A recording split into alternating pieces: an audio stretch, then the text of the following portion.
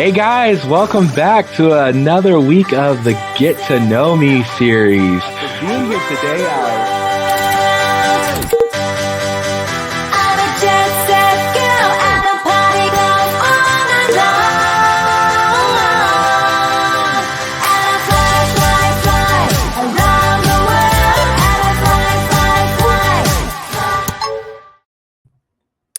Space, the final frontier. Those words were uttered by the man, James T. Kirk, many years ago, but he only experienced it very recently. The gentleman we have on our show, returning again, has experienced working for those that go into space for years.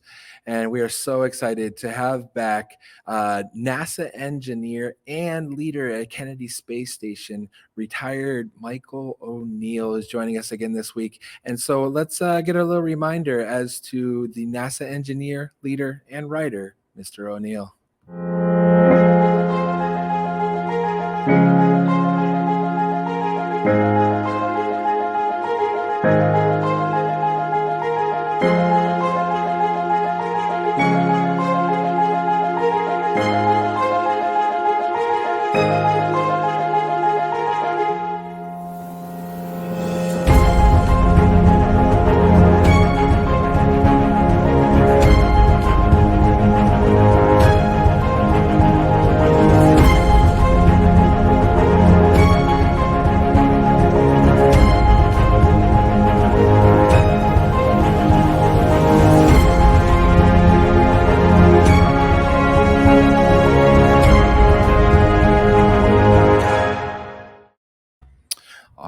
Joining us again is Mike ONeal. You have so many different titles. I got all flustered there trying to introduce you, but you've got some great titles, that's for sure. Thanks again for joining us this week. And we had to fly you back in. Actually, no, we let you stay in your living room. So that worked out well. So, Mike, last week we were talking about kind of your early career in NASA, and we got into how your journey about getting there, and we really only touched the very kind of small portion of your entire career and how your career became really a ministry of yours, as how you described it last week. And so we wanted this week kind of touch on more of that end, the ministry part of what you've done. We saw all the titles of your books there that you can find the links for those in the description. I would highly suggest seeking those out. But it's definitely evident that you have a servant's heart and wanting to serve people. How did that play into your role in leadership at Kennedy Space Station? Kennedy Space Center. Center, sorry, yes. Station would be up in orbit. That's the next step when they go out there, yeah. Say the question again. Oh, how did you? It's very evident about your servant heart in ministry. How did that play into your role in leadership there at Kennedy Space Center? Well, to be totally honest, as I matured as a Christian, it became very important to me to go by the verses Paul said in Philippians 2, verses 3 through 4, where he talks about putting others' interests before your own. And so I shifted as time went along in my career to be honest, where I would facilitate other people's success. It wasn't about me. And so I did what it took to make sure the things they were working on was the things NASA needed, and that we would marry the two. I would get them the resources they needed to do the work, to be successful, and so on. So it really was, to be honest, servant leadership is how I would really describe it. But it was because of my own Christianity maturing in my life. Yeah, and I see that as you get more as you get older, as you said, or more mature in your faith, being a Salvation Army officer, that's pretty much in our DNA.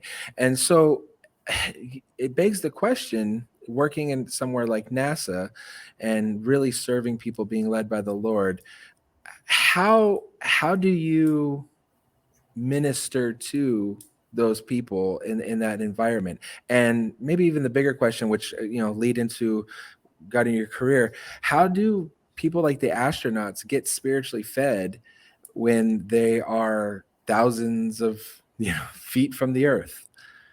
Well, that's a great question, Captain Mike. The what happened and how I got to do the role I'm going to describe for you is I was working on a Master's of Art in Christian Ministry, and I literally was wanting to take an early retirement from NASA and go do ministry.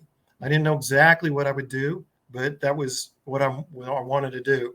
So I was well into a graduate program at the Harding School of Theology, taking the things that I was wanting to kind of specialize in. But I had basically a meeting with a NASA leader that was kind of like, well, what are you going to do with the rest of your career kind of thing. It was a career counseling kind of session. And I had been doing a lot of that myself for years for people. But finally, as we were just kind of having an informal chat, the individual looked at me and finally said, Mike, what do you want to do for the rest of your career?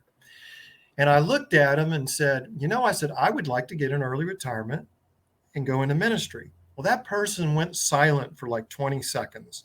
Oh, And I'm just sitting there, and oh, all of a sudden she says, have you ever thought of looking into how the astronaut's spirituality is impacted by being into space, by going into space?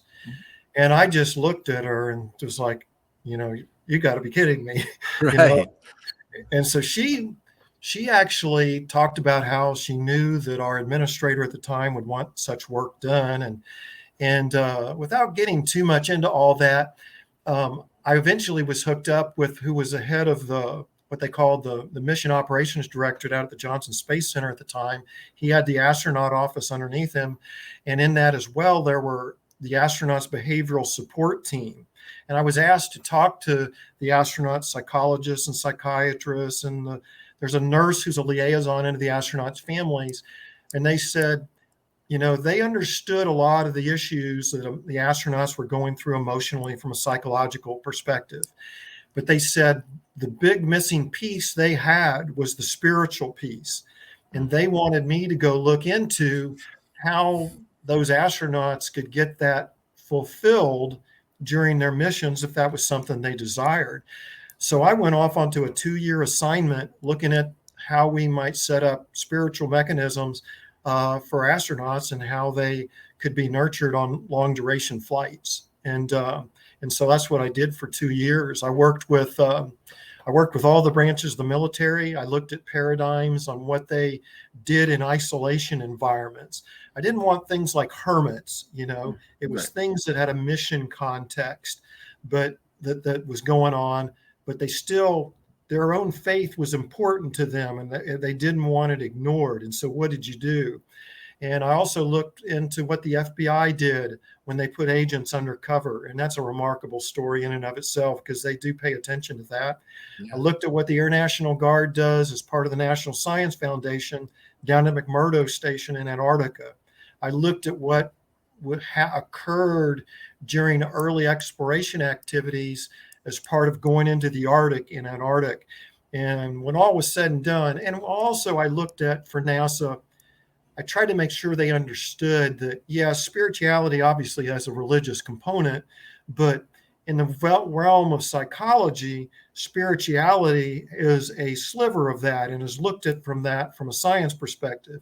I mean, you're going to be spiritually formed somehow, some way through life in one form or another. And a lot of the psychologists who've looked at that through the years typically view that as a staged thing through life. And so I put together a 100-page report that was vetted by several of the astronauts. I interviewed several of the astronauts along the way.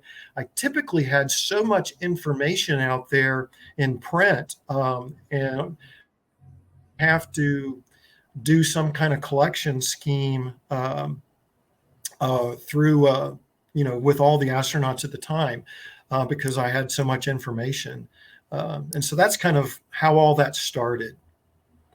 And that's a component of space that a lot of people probably don't think about. We last week we talked about the launches and the glamorizations of all that, but once they're up there by themselves in a small a small capsule, essentially, for days and weeks on end, months in the case of the International Space Station. What did you find that some of them would struggle with there, being in that isolated state? Well, for some, just seeing what they see in space can be very profound spiritually. There's just no doubt about it. Um, and a lot of them want to practice their faith in some form or fashion. They don't want to ignore it. It's important to them. I mean, I can tell you this for a fact. A lot of astronauts, they're men and women of great intellect, great courage, and a lot of them are men and women of great faith as well. And they don't want to ignore that side of them. So um, NASA tried to help best they could, and it unfortunately got put on the astronauts' backs mostly, but you know allowed them to take time to, in some cases, like join. Jeff Williams joined his church via the a live video feed on the International Space Station. He was missing it so much because Yeah. of the isolation. They would be maybe allowed to talk to a minister at times. They also they would take up have the Lord's Supper would be kitted and put up into resupply flights for them when they went up into space. One of the astronauts brought up a electric piano, and he played on Sunday mornings hymns. Kind of, his wife had sent him up the readings from their church's worship service. He would read that. He had commentaries. He looked into what all his other, see, that's what they would miss. They would miss Right. that dynamic of, like, and I know you at your church, you love the fellowship of your brothers and sisters. Well, they didn't Right. have that. Right. And so they tried ways to, to accomplish that. And a lot of, sometimes it was, well, what is their church studying? And they would study those same things. And I could go on with that, but that's kind of some examples of things they might miss. And I'll just mention this: if you can think about this, as you as a human, if from an ethics and morals standpoint, if you just disconnect somebody from that, where that they draw those things, that's really not a very good thing to do. Right. So it's a smart thing to actually not only keep them in contact with where their ethics and morality is driven from and arrived from, but allow that to be nurtured, to allow them to be, good human beings to their crew members as well. So, And as I'm hearing that, it's very interesting that here we are in 2022, and my mind just goes back to beginning of 2020, and when so many churches, ours included, for safety's sake, we were closed, quote unquote. And we always used to say the church isn't closed, just the building is. But as a pastor, one of the biggest some of the largest feedback we got was, and I had one of my congregation members say this to me, actually a retired pastor, said, "Are we going to be open this Sunday?" And I said, "Well, we're open. The building's closed." And he said, "Well, how am I supposed to meet with the Lord if I can't come to church?" and, and so we found that within ourselves as Christians, a lot of times we aren't self-disciplined to be able to worship on our own and alone. So, having now being forced to do that while you're isolated in space. So, what happened with your program? Were there successes in through this, and were the astronauts able to have real big breakthroughs through your ministry there? well, I don't know eventually where it wound up, because I wound up retiring not too long after all that was done. I know that it was received very well by the behavioral support team. They wanted to see something instituted. What I suggested was that they use either somebody from the Air Force, a chaplain from the Air Force, or maybe the Air National Guard was the better thing, because typical branches of the military, they go on 3-year rotation billets. The guard would be something that you could do for longer. And as you know, it takes quite a long time to build up bonds of trust Right. between people. Yeah. And so, you know, this is something as a chaplain that would be ministering to these astronauts and their families potentially. There needs to be that time to build up trust through the years, and so you didn't want that getting rotated, every so often, Yeah. so whatever, that was kind of my recommendation. I think that they would wanted to do it. I don't know, though, to be totally honest, Captain Mike, whether it was ever acted upon. Right. And there's some reasons for that, but I kind of would like to not get into those. And that's understandable. We run into especially in government and church, and there's all the talk back and forth. But on a kind of a better note, you spoke. I know that you wrote about it in some of your books. You said earlier what the astronauts see in space, and in our we know that God is everywhere, but we tend to say higher sky, closer to God, the whole deal. Could you maybe share one or two in your conversations and discourses with these astronauts, just experiences that they had with the Lord through their time? Yeah, let me share a couple stories with you. And one of them came from have you ever heard of the singer-songwriter Steve Green? Yes. He sings My gospel wife under. was like his security or something one time. It was weird. Oh, But cool. yes, yeah. Well, he was a very close friend of the commander of the Columbia, Rick Husband, during that final mission. Rick was the commander of when it came apart during reentry over Texas. Right. And well, Steve, after the accident, he came on CNN Connie Chung Tonight, and he was sharing with the nation what a fine Christian man Rick Husband was. And he shared this particular email that Rick had sent him, and NASA can set up to where, in a secure way, specific individuals can do emails with the astronauts while they're in orbit. And Steve was doing that with Rick. And Steve said that in this one email, Rick said he was looking out the windows of the shuttle and that his eyes began to fill with tears. And he realized where there's a story, there's a storyteller, where there's a work of art, there's an artist. And he looked at creation and marveled the creator. And the steely-eyed colonel from the Air Force basically was taken to his knees looking at the earth and the void of the cosmos, and just started tearing up, thinking about our God and what he created. And matter of fact, the picture I use when I tell this story in my spirituality and spaceflight talk I do around the nation, the specific picture was actually developed from a roll of undeveloped film we found in the debris field of the Columbia.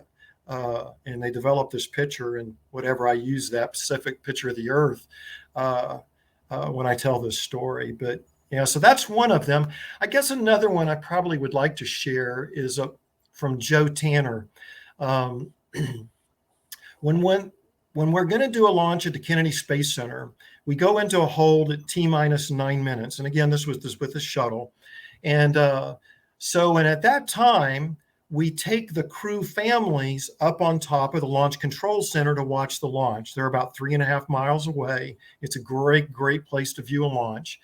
Well, NASA sends out there with them usually a couple astronauts, and they can tell them about things that are getting ready to happen or answer any questions. But one of the astronauts, Joe Tanner, told me, he said, Mike, he said, this is the hardest job agency.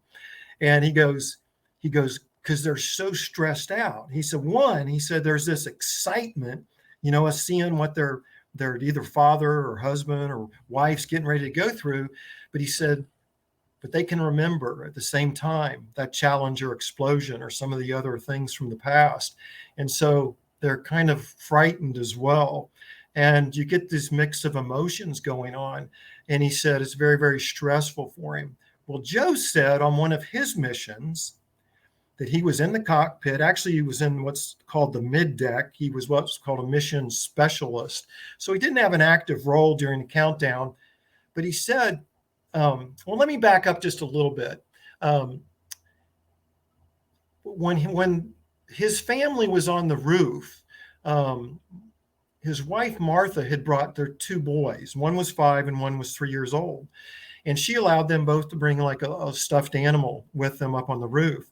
And she said around later in the count that all of a sudden she looked over at her 5-year-old, and he just had his eyes closed, and he had this white teddy bear, and he was just squeezing the fool out of it to the point those little googly eyes were about to pop out. And she just comes up to him and goes, "Son, are you okay?" And he goes, "Yeah, I'm just praying for Daddy."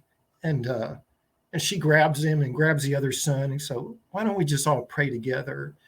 Well, Joe said that when he was on the mid deck area for his mission, and he said he remembered how stressful it was for those crew's families on the roof of the Launch Control Center. And he said it was about 3 minutes and 30 seconds and counting. And he said he just went to God in prayer, just asking for the mission to be successful and to comfort his wife and children back on the roof of the Launch Control Center. And he said all of a sudden at once, he said he felt this rush of peace come through him. And he said he didn't even really understand it. But during his mission, during a communications session where he was allowed to talk with his wife, she filled in the rest of it. And she told him about this story that occurred with her son. And she said, yeah, that occurred around 3 minutes and 30 seconds. Wow. And Joe said it was like God just put his arms around all of them all at once and just comforted them and gave them peace. And it's just a remarkable story from a remarkable man. When I interviewed Joe, incidentally, he had to leave my interview to go because he was doing prison ministry with a guy in prison, and he needed to talk to him. And so I'm just telling you, when I say some of these men are men and women of great faith, I mean, it's the honest truth. You know, they take their faith very seriously. And there's some that aren't, you know, but it's and a good number of them. It just follows the demographics of our country. Right. But whatever, those are a couple of stories that are really very kind of touching and have been important to me. Yeah, I got the goosebumps hearing that one. Yeah, I had the Holy Spirit goosebumps on that. Well, Mike, I know you've got a ton of those kind of stories, and you know we could hit them all day long. And I'm so thankful that you shared those. I do want to, as we come into a close here, kind of, you know, we hit on the Challenger, we hit on your journey coming in, we've hit on the spiritual you know, lessons we're trying to get there. But I got to find out, working in NASA behind the scenes, what is probably one of the coolest experiences that you've had to do with that? I mean, and it can't be all just, you know, work and no play. There has to be something cool being in such a big agency. Yeah, there are. And there are those times, incidentally, when you're on third shift and your test gets canceled and you're stuck at work. And it's not that it wouldn't be on some of us to maybe play a practical joke on one of the other engineers. But so those kind of things did happen. But probably one of my favorite things that happened in my career that, you know, most people would not know about is I was receiving an award in our shuttle engineering director's office. I had found a problem in the software of the flight computers that you could basically be lighting the solid rocket boosters off while the main engines would be shutting down. And obviously that's a very, very bad day. It was a very unlikely thing that could happen, but it could happen. Right. And so it was something that had to be fixed. Well, I was getting this award for finding that, but it was given to me by an astronaut, and they give you they called it a silver Snoopy. And so it was like a little Snoopy dog with an astronaut suit on. He had a little helmet on. And so it was a very meaningful award to me personally, because it was given to me directly by the astronaut. But what was interesting was, as he was giving me this award, he had this letter in front of him and he's reading it. And he reads, the solid rocket boosters being lit off while the space shuttle main engines are shutting down. And his eyes just boom, went real wide. And he goes, "Oh, I wish we would have found all these things by now." And so just getting his reaction to all that, and kind of just made that whole award extraordinarily special. Oh, So that's very cool. And got him very relieved that you were there for that. And so, I want to get you to our final question that I have every guest. However, before we get that, I wanted to give you a little trivia. okay. A little NASA trivia. Only one question. Can you name the two flags that have flown on the moon? Two flags that have flown on the moon. Obviously, the United States flag. Correct. So that's an easy one. No, I can't. I mean, I'm not sure of what the other one would be. Well, it would be before your time. Don't worry. The second one actually is the Salvation Army flag. Oh, In that really? Isn't that cool? 1972, John Young took 3 desktop flags with him in his suit.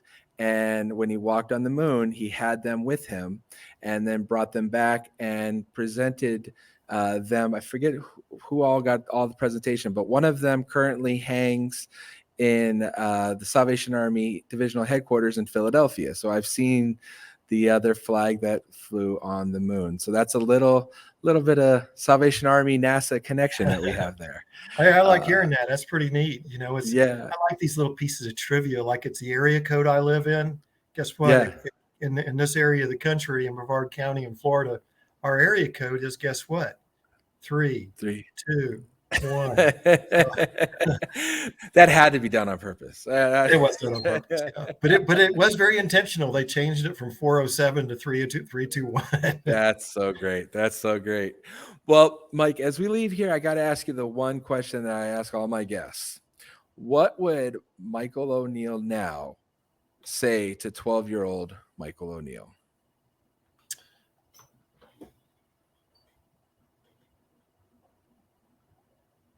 Yeah, that's a really hard question, to be honest. I'm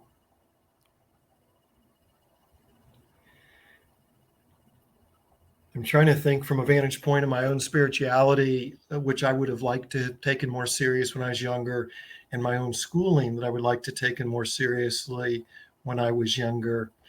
But I think I'm going to shift to my own spirituality. I wish I would have taken, I always kind of went to church for years, and it's not that I didn't take it serious and that it didn't impact me ethically and stuff, but I probably never really,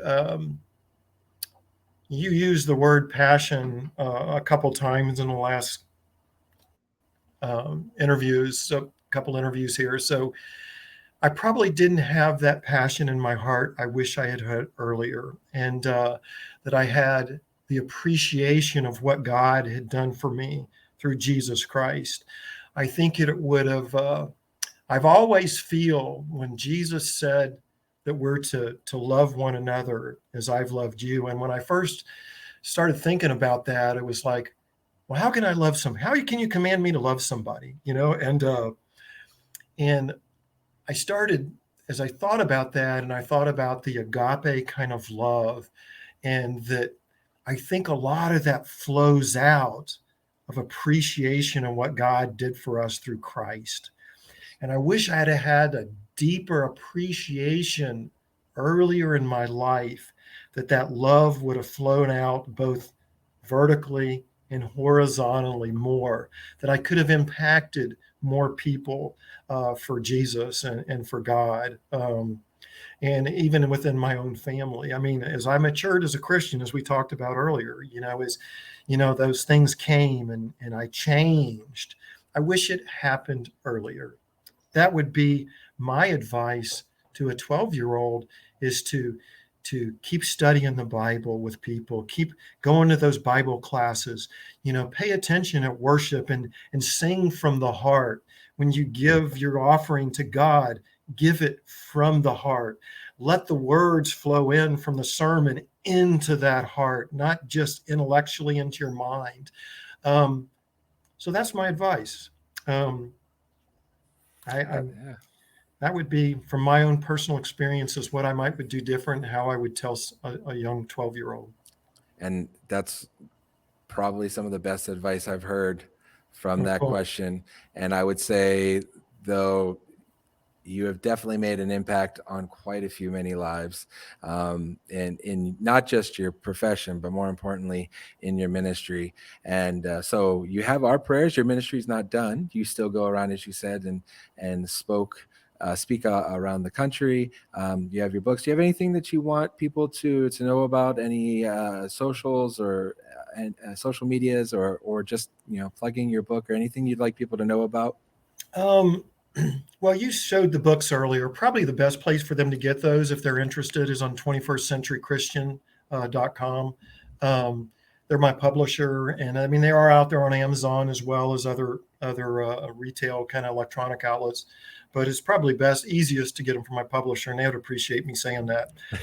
I do not sell them. I sometimes offer them on Facebook. I don't. I would rather spend my time writing than spend time shipping books. So, Right. and but I do speak around country on my books, and almost always I do it on this topic, spirituality and space flight. One of the things, and I'll end with this, is unless you want me to say something else, is Yeah. um, you know I want when I talk about spirituality and space flight, and I'm telling people about these astronauts' faith and some of the engineers' faith, or it's really the astronauts. You know, what I've found across our nation is, the media, the entertainment industry, they just are so negative about Christianity nowadays and basically tear us down and persecute it. Look at our what we go by as something ancient, and it's out of date. And what I can tell you is how important that people see my talks, uh, and how encouraging it is learning about how a lot of these astronauts, how with their faith is, they practice their faith in space and how important it is to them. And for some, I even think it's emboldening. So it's kind of an encouraging talk that I do. They don't get to hear this from the media or in the entertainment industry. And so I really like that component of it. And I mean, God opened a door for me that I never thought I would be walking through.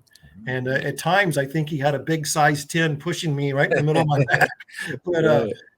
but it was a door he opened, and I finally realized that I need to go do this. And there was a reason behind it, and it was to encourage his people to stand pat in their faith and to keep on keeping on. And so I'll kind of end with that. Amen. And that's great advice again. So if you see Michael around your area, wherever you're seeing this broadcast, make sure that you go, step in and hear these talks. You can see all about his books on his publisher. And Michael, I just want to say this has been amazing. So much I've learned in this time, and we are so appreciative of you giving your time here, and we're even more appreciative of how you served your country and how you've given back in such a big way there. So thank you, sir. And to everybody, make sure you join in next week for another episode of Get to Know. And as every week, make sure stay close to Jesus. See ya.